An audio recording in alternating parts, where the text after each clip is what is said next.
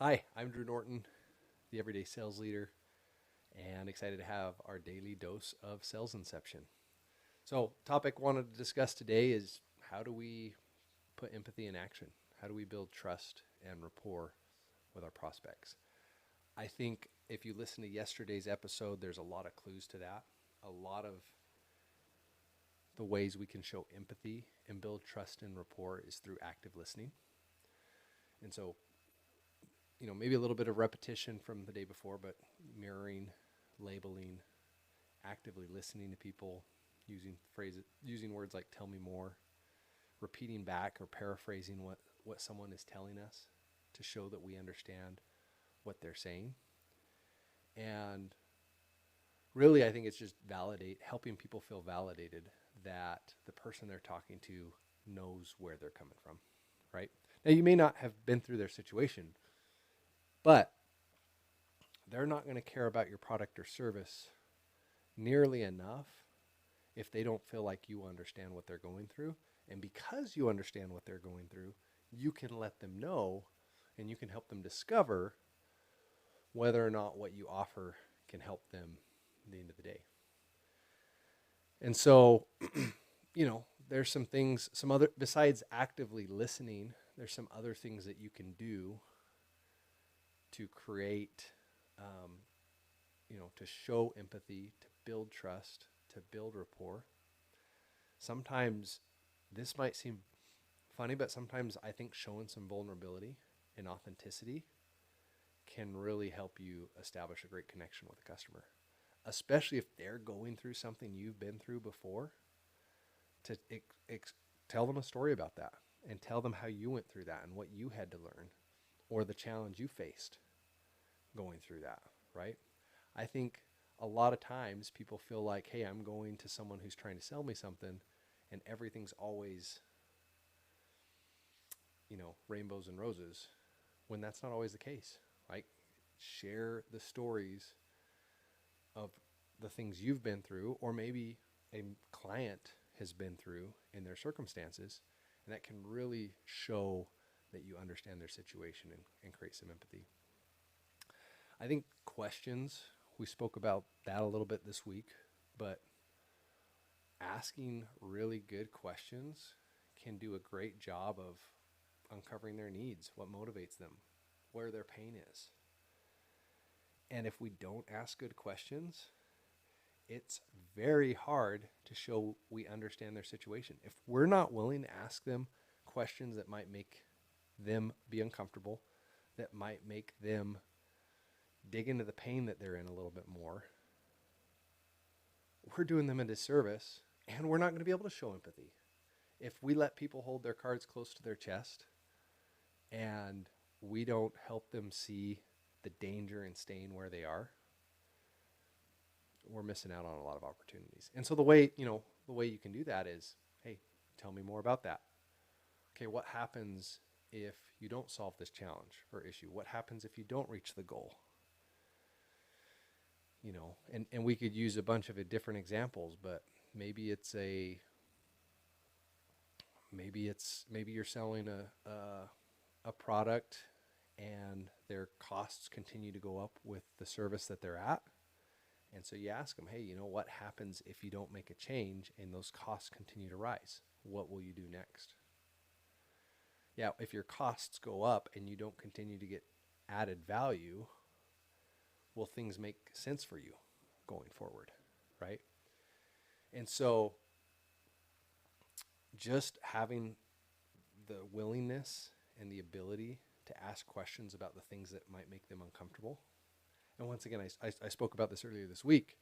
It's not about asking inappropriate questions, right? It's about asking questions that get them to talk about something that maybe they don't want to talk about.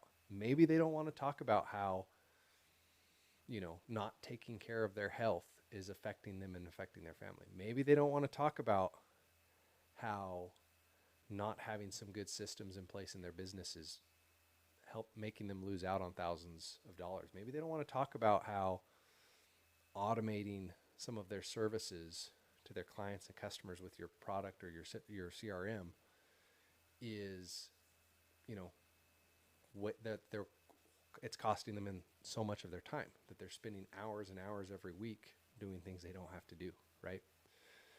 So being willing to ask those uncomfortable questions, dig into the pain, and then show, hey, I understand, or here's what it sounds like you're saying to me, and repeat that back to them. There's other things we can do. Now, this is if you do sales on the phone or online, this can be a little bit tougher. But nonverbal communication, it's super important that you look people in the eyes. Super important that you show that you're listening.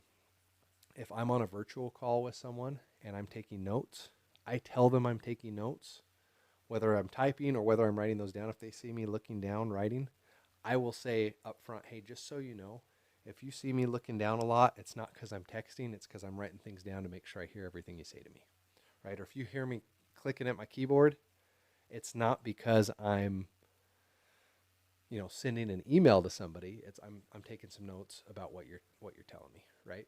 So even if you're not in person with someone, there's still nonverbal communication that can happen, and sometimes you might want to let them know why you're doing what you're doing. And so, look, in building rapport, I think it really comes down to, does this person understand me? Does this person recognize the pain I'm in and the struggle I'm going through?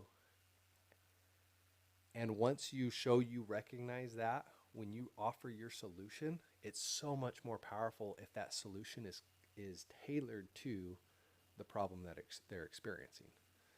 Too often in sales, I find salespeople, especially new salespeople, they'll just explain every product and feature and service, every doodad, everything that every feature that they have, thinking if I tell them enough things, they're going to want to buy.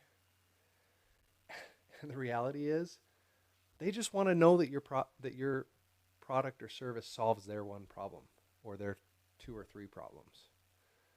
They usually don't care about the 20 other things that's amazing about your product. Now, sometimes, and here's something that can really show your ability to really show that you can build trust and rapport. Sometimes they may not know what their problem is.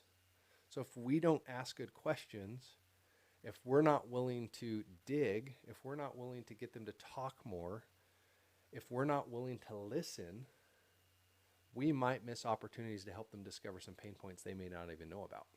And part of your opportunity as a salesperson is to then challenge people or maybe suggest, hey, this might be what you're dealing with.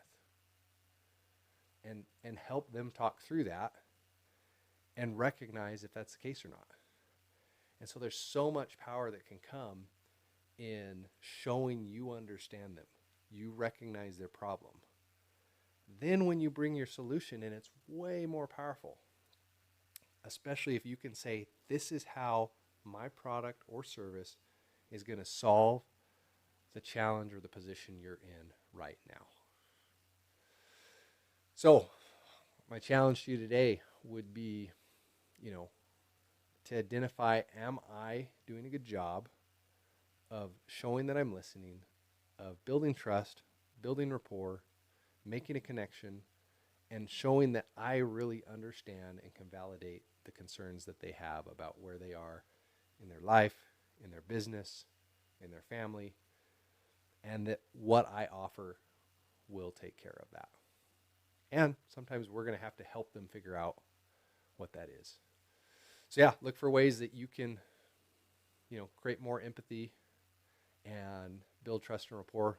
Once again, a lot of that goes back to asking good questions and listening. I'm Drew Norton, the Everyday Sales Leader, and this is your daily dose of Sales Inception.